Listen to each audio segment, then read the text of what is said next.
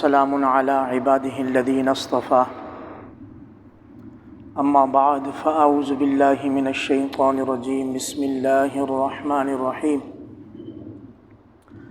قد افلح من تزكى وذكر اسم ربه فصلى بل تؤثرون الحياة الدنيا والآخرة خير وأبقى إن هذا لفي الصحف الأولى صحف إبراهيم وموسى. وروي عن النبي صلى الله عليه وسلم أنه قال باها بهم ملائكته وقال ملائكتي ما جزاء أجير وفى عمله قالوا ربنا جزاؤه أن يوفى أجره قال ملائكتي عبيدي وإمائي قضوا فريضتهم وخرجوا يعجون إلي الدعاء لأجيبنهم وأقول لهم ارجعوا إلى بيوتكم مغفورا لهم وعزتي وجلالي وكرمي وعلو مكاني وارتفاع شاني لأجيبنهم ولأبدلنهم سيئاتهم حسنات ويقال لهم ارجعوا مغفورا لكم آمنت بالله صدق الله العظيم وصدق رسوله النبي الكريم ونحن على ذلك من الشاهدين والشاكرين والحمد لله رب العالمين. معزز سامعین، السلام علیکم ورحمۃ اللہ وبرکاتہ. الحمدللہ ثم الحمدللہ، اللہ کریم نے اپنے فضل و کرم سے ہمیں عید کا دن نصیب فرمایا. جتنا بھی اللہ کا شکر ادا کیا جائے کم ہے. الحمدللہ رمضان مبارک اللہ نے ہمیں نصیب کیا. اس دوران مسلمانوں نے اپنی اپنی بساط کے مطابق اللہ پاک کے خزانوں میں سے، اللہ کی رحمتوں میں سے اور اللہ کے انوار و برکات میں سے لوٹنے کی خوب بھرپور کوشش کی. اور اللہ کی طرف سے اعلان تھا کہ کوئی اگر نفل کام کرے گا ہم اس کو فرض کے برابر اجر دیں گے. کوئی ایک فرض ادا کرے گا ہم اس ایک فرض کو 70 فرضوں کے برابر کریں گے. چنانچہ آج کے دن مسلمانوں کے لیے اس فریضے کی ادائیگی کے بعد خوشی کا دن ہے، اور یہ واقعی خوشی کا دن ہے. اس دن زبردستی اپنے آپ کو مغموم کرنا، غمزدہ کرنا یہ پسندیدہ نہیں ہے، بلکہ اس دن اللہ کی حمد و ثنا بڑائی بیان کرتے ہوئے دل و دماغ میں، چہرے میں، ہر جگہ سے آپ کی خوشی واضح ہونی چاہیے. دوسرا مسلمان دیکھے تو سمجھے الحمدللہ آج اللہ پاک نے ہمارے لیے خوشی کا دن رکھا ہے، لہٰذا ہم خوشی کا اظہار کریں گے. دین اسلام ایک مکمل ضابطۂ حیات ہے. اس کے اندر غمی اور خوشی کے تمام اصول موجود ہیں. اگر اس کے اندر غمی اور خوشی کا کوئی اصول نہ ہوتا تو دین اسلام پر اعتراض ممکن تھا کہ دین اسلام نامکمل ہے، اس کے اندر خوشی کے اصول، خوشی کے ضوابط اور خوشی کا کوئی دن نہیں ہے. معاملہ یہ ہے کہ جب نبی کریم صلی اللہ علیہ وسلم مدینہ منورہ تشریف لے گئے، نماز جمعہ شروع ہو گئی، نماز عید شروع ہو گئی، تو نبی کریم صلی اللہ علیہ وسلم نے دیکھا کہ صحابہ کرام عید کی نماز سے پہلے سال میں 2 تہوار مناتے تھے، نوروز اور مہر جان. پرانے زمانے کے عقلاء نے، سمجھداروں نے 2 دن طے کیے تھے. دونوں دن اور رات 12 گھنٹے کے برابر ہوتے تھے. ایک میں بہار کی ابتدا ہوتی تھی اور ایک میں خزاں کا شروع ہوتا تھا. نبی کریم صلی اللہ علیہ وسلم نے صحابہ سے پوچھا یہ آپ کیا کرتے ہیں؟ صحابہ نے جواب دیا حضور اسلام کی دولت، ایمان کی دولت سے پہلے یہ 2 دن ہمارے تہوار ہوتے تھے، ہم اس میں کھیل کود ہنسی خوشی مناتے تھے. اس وقت کے عقلاء نے یہ 2 دن بڑے سوچ سمجھ کر طے کیے تھے. چنانچہ نبی کریم صلی اللہ علیہ وسلم نے صحابہ سے فرمایا میرے صحابہ بس اس سے پہلے جو خوشیاں آپ نے منا لی وہ منا لی، اب اللہ رب العزت نے آپ کو ان 2 دنوں کے بدلے عید الفطر اور عید الاضحیٰ کے دن عطا فرمائے. لہٰذا اب مسلمان اپنی خوشی عید الفطر اور عید الاضحیٰ کے دن منائیں گے، اور مسلمان اپنی خوشی رب تعالیٰ کا شکر ادا کرتے ہوئے، رب تعالیٰ کے حضور 2 گانا نماز ادا کرتے ہوئے اپنی خوشی کی ابتدا کریں گے. اللہ پاک کو دکھائیں گے کہ یا اللہ آپ نے ہمیں زمین پر خلیفہ بنایا تھا کہ ہم آپ کے احکامات مانیں گے، یا اللہ ہم نے آپ کا رمضان کا حکم مانا، دن میں بھوکے پیاسے رہے آپ کی رضا کے لیے، رات کو ہم نے تراویح قیام اللیل کیا آپ کی رضا کے لیے، آپ نے مال دیا تھا ہم نے اس میں سے زکوٰۃ ادا کی آپ کی رضا کے لیے، عید کی نماز کو آنے سے پہلے پہلے ہم نے صدقۃ الفطر ادا کیا آپ کی رضا کے لیے، یا اللہ ہم آپ کا خلیفہ بننے کی کوشش کر رہے ہیں، یا اللہ آپ اپنے انعام و اکرام ہم پر مکمل فرما دیں۔ یہاں سے مسلمان کی خوشی کی ابتدا ہے۔ چنانچہ صحابہ کرام کو جب عید کے 2 تحفے مل گئے، میٹھی عید اور بقرہ عید کے، صحابہ کرام کی خوشی کا ٹھکانہ نہیں رہا۔ وہ جو خوشی مناتے تھے اس میں ساز باز، گانے، دیگر بہت ساری چیزیں ہوتی تھیں، خوشی کے موقع پر لڑائی ہو جاتی تھی۔ یہ جو خوشی کا طریقہ دین اسلام نے شروع کیا، اس میں اللہ رب العزت، ہم لوگ زمین پر بیٹھے ہیں، اللہ پاک اس وقت فرشتوں پر فخر فرما رہے ہیں۔ یہ خوشی کا طریقہ دیگر تمام ادیان کی خوشی کے طریقہ سے 1000 گنا بہتر ہے۔ مسلمانوں کے علاوہ جتنی بھی اقوام اس وقت دنیا میں زندہ ہیں، جو اپنی اپنی خوشی مناتے ہیں، کسی بھی قوم کی خوشی کا طریقہ ایسا ہو نہیں سکتا جیسا کہ اللہ نے مسلمانوں کو عطا فرمایا ہے۔ چنانچہ مسلمان عید والے دن صبح سویرے اٹھتے ہیں، ایک عجیب سی خوشی کا دل میں احساس ہوتا ہے کہ کل تک جس اللہ نے ہم پر پابندی لگائی تھی، آج اس اللہ کے حکم سے ہم روزے کا افطار کریں گے۔ چنانچہ مسنون طریقے کے مطابق مسلمان کوئی میٹھی چیز کھا کے، طاق عدد میں کھجور کھا کے اللہ کے دربار میں حاضر ہوتا ہے، اور یہ حاضری بڑی نرالی ہے۔ عید والے دن کی 2 رکعت کی حاضری بہت نرالی ہے، اتنی نرالی ہے کہ اس حاضری کے لیے نہ کوئی اذان ہے نہ کوئی اقامت ہے۔ آپ کو کسی نے مسجد میں آنے کے لیے اسپیکر سے اذان دی ہے کہ لوگوں آؤ نماز کی طرف؟ سبحان اللہ۔ یہ وہ خوشی ہے جو نبی کریم صلی اللہ علیہ وسلم نے اس امت کو عطا فرمائی، اور اس کا طریقہ یہی رکھا ہے کہ مسلمان صبح سویرے تیار ہو کر بغیر اذان اور اقامت کے سب سے پہلے 2 رکعت عید کے ادا کریں گے، اس کے بعد اپنے اپنے علاقوں میں، محلوں میں، رشتہ داروں میں پھیل جائیں گے، اور انشاءاللہ جس طرح عید کی خوشی کی ابتدا نیکی سے ہوئی ہے، اسی طرح عید کی خوشی کی درمیان بھی نیکی سے ہوگی، اس طرح عید کی خوشی کی انتہا بھی نیکی سے ہوگی۔ چنانچہ صحابہ کرام نے نبی کریم صلی اللہ علیہ وسلم کے ساتھ عیدیں منائیں، اتنے خوش ہوتے تھے۔ ایک صحابی فرماتے ہیں میں نے حضور کے ساتھ ساری زندگی عید کی نماز پڑھی۔ حضور صلی اللہ علیہ وسلم عید والے دن اسی طرح جیسے میں نے بیان کیا عیدگاہ تشریف لے جاتے، سب سے پہلے 2 رکعت نماز ادا کرتے، اس کے بعد لوگوں کو واعظ و نصیحت فرماتے، اس کے بعد اگر کوئی نئی وحی آئی ہے اس کی تعلیم دیتے۔ میرے صحابہ دین اسلام میں یہ ڈیولپمنٹ ہوئی ہے، جبریل امین یہ وحی لے کر آئے، یہ احکامات تھے، اب یہ حکم ہو گیا ہے، اس کی یہ تبدیلی ہو گئی ہے۔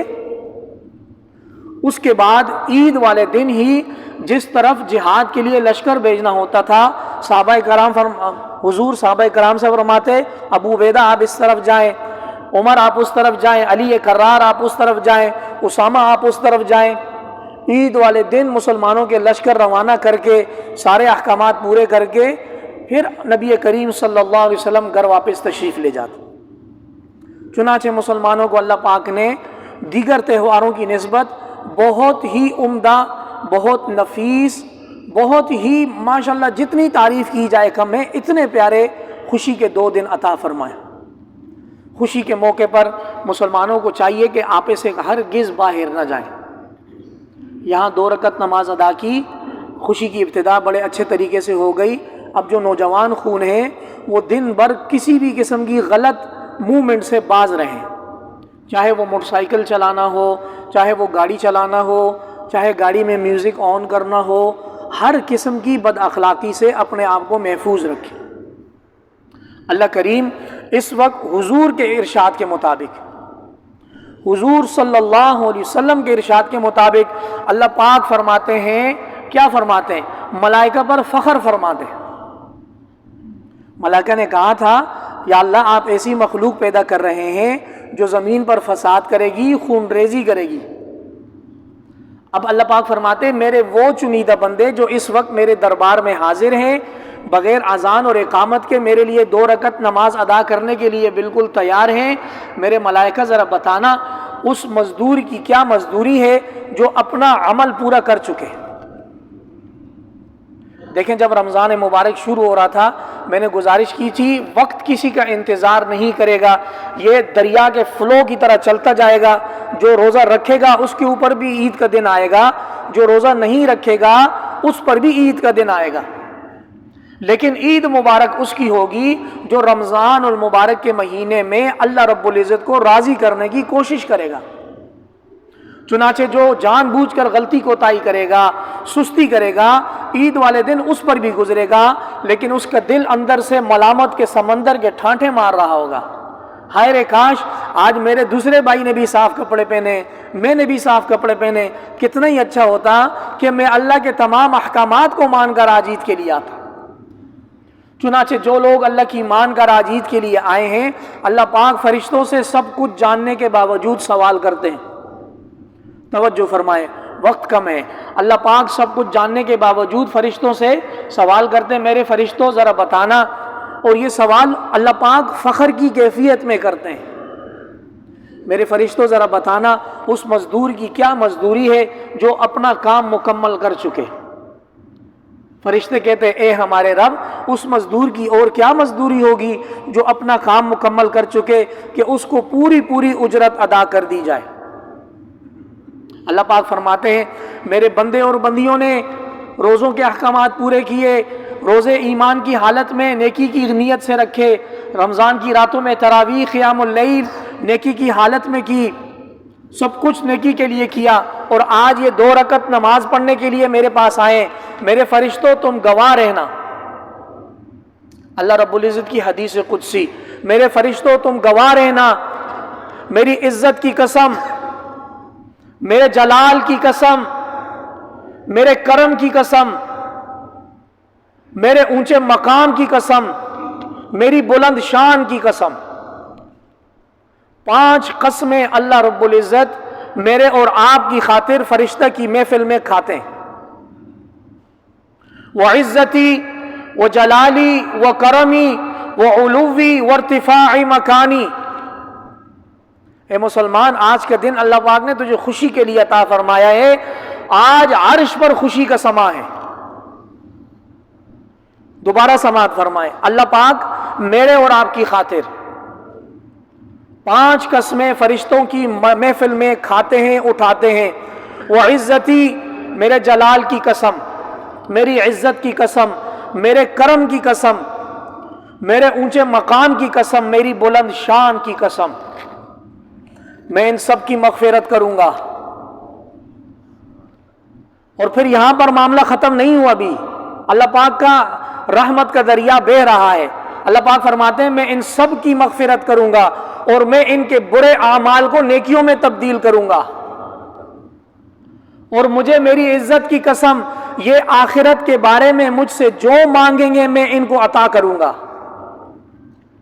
اور یہ مجھ سے دنیا کے بارے میں جو مانگیں گے آج کے دن میں اس میں ان کی مصلحت کو پیش نظر رکھوں گا، جو دنیا میں ان کے لیے بہتر ہوگا میں ان کو عطا کروں گا، جو دنیا میں ان کے لیے خودکشی ہوگی وہ میں نہیں عطا کروں گا۔ اور آخر میں فرماتے ہیں اللہ پاک کا فرمان ہے، اللہ پاک خوشی سے فرمائیں گے ارجعوا الی بیوتکم، اپنے اپنے گھروں کو واپس لوٹ جاؤ اس حال میں کہ تم بخشے بخشائے گھروں کو گئے۔ تو یہ اللہ پاک کے کرم کی آج انتہا ہے۔ الحمدللہ ہم لوگ عید کی نماز کے لیے حاضر ہوئے ہیں، آپ لوگ ایک راستے سے آئے ہیں، دوسرے راستے سے جائیں گے۔ نبی کریم صلی اللہ علیہ وسلم جب عیدگاہ کے لیے تشریف لاتے تھے تو راستہ بدل بدل کر واپس ہوتے تھے، اور اس میں حکمت یہ ہے کہ عید کی صبح ہی اللہ پاک اپنے فرشتوں کو مسلمانوں کے گلی محلوں میں چوراہوں پر بھیج دیتے ہیں۔ حدیث شریف کے مطابق انسان اور جنوں کے علاوہ تمام مخلوقات ان فرشتوں کو دیکھتی ہے اور ان فرشتوں کی آواز سنتی ہے۔ وہ فرشتے مسلمانوں پر اللہ کا درود و سلام بھیجتے ہیں کہ مبارک ہو آج کا دن، اللہ کی رحمت ہو آپ پر، اللہ کا فضل ہو آپ پر، آپ لوگوں نے اپنا اپنا حکم اپنا فریضہ پورا کیا، آج اللہ کے دربار میں آئے، اللہ مغفرت فرمائے گا۔ چنانچہ میرے معزز سامعین کرام، عید کے یہ کچھ احکامات ہیں۔ عید والے دن انسان کو دل کے اندر خوشی کا اظہار ہونا چاہیے۔ عید والے دن کرنے والے کام چند ہی ہیں۔ نمبر 1 اللہ کا شکر، انسان شکر سے اپنے دن کی ابتدا کرے۔ الحمدللہ ہم عید کی نماز کے لیے آئے، ہم 2 گانا ادا کریں گے، اس کے بعد خطبہ ہوگا، پھر دعا ہوگی، پھر ہم اللہ کا شکر ادا کرتے ہوئے جائیں گے۔ دوسری چیز، دل کے اندر تھوڑی سی ندامت اور استغفار ہو، یا اللہ تیرا حق ادا نہیں ہو سکا، یا اللہ تیرا حق ادا نہیں ہو سکا، ہم تیرے کمزور بندے۔ تیسرا کام صلہ رحمی کرنا ہے۔ تیسرا کام، آج کے دن کمی کوتاہی بھول چوک سب سے ہو جاتی ہے، جس سے کمی کوتاہی ہو گئی ہو وہ پہل کر لے۔ میرے بھائی، میری بہن، میری والدہ، میری خالہ، رشتہ داریوں میں اونچ نیچ ہوتی رہتی ہے۔ شیطان انسان کا ازلی دشمن ہے، وہ انسان کو ناکام بنانا چاہتا ہے۔ انسان کو چاہیے کہ آج کے دن صلہ رحمی میں پہل کرے، فون کر لے کسی کو، ویڈیو کال کر لے کسی کو، جیسا بھی ہے حاضر ہو جائے، پہل کرے اس میں۔ وحی نے ہمیں بتایا ہے جو شخص صلہ رحمی کرتا ہے اس کو اللہ پاک 2 انعامات دیتے۔ جو صلہ رحمی کرتا ہے اللہ پاک اس کے رزق میں برکت عطا فرماتے ہیں، اس کی عمر میں برکت عطا فرماتے ہیں، اور دوسری فضیلت اس کی یہ ہے کہ اللہ پاک اس کے تمام گناہوں کو معاف فرماتے ہیں۔ چنانچہ آج کے دن مسلمانوں کے درمیان خوشی کا دن ہے۔ اللہ کریم نے ہمیں یہاں حاضری دی ہے، چند ملے جلے جذبات کا میں نے آپ حضرات اظہار کر دی۔ انشاءاللہ کوشش یہ ہوگی کہ اب پتہ چلے گا روزہ کس کا تھا۔ اب ابتدا ہو گئی، 1 مہینے تک ہم سب چھاؤنی میں تھے، اللہ کریم نے اپنی رحمت میں ڈانپا ہوا تھا، فرشتوں کو بند کیا ہوا تھا، روزہ رکھنا بھی آسان تھا، نمازیں پڑھنی بھی آسان تھی، سب کچھ اللہ پاک نے آسان کیا ہوا تھا۔ اب انسان کے ساتھ دیگر معاملات سب لگ جائیں گے، مصروفیات ہو جائیں گی، کاروبار شروع ہو جائیں گے، اپنے ساری دیگر مشاغل اسٹارٹ ہو جائیں گے۔ اب پتہ چلے گا روزہ کس کا تھا، اب پتہ چلے گا نماز کس نے پڑھی تھی۔ چنانچہ روزہ دار کو چاہیے اپنا دامن بچا کر جہاں کہیں بحث ہونے لگے، غلط معاملہ ہونے لگے، وہاں سے اپنے آپ کو پیچھے کرے اور اس رمضان کی برکت کو یاد کرے۔ یا اللہ آپ نے اپنے فضل و کرم سے ہمیں اپنے انعامات میں رکھا تھا، اب ہمیں گمراہ ہونے سے یا اللہ محفوظ فرما۔ ہاں نا، چھاؤنی میں تو سارے کام آسان کرنا ہوتے ہیں، ایک ماحول بنا ہوتا ہے، سب کچھ ہوتا ہے۔ اب جب سب پھیل جائیں گے، پاسنگ آؤٹ کے بعد اپنی اپنی فیلڈ میں چلے جائیں گے، اصل روزہ اور نماز تو اب شروع ہوگی۔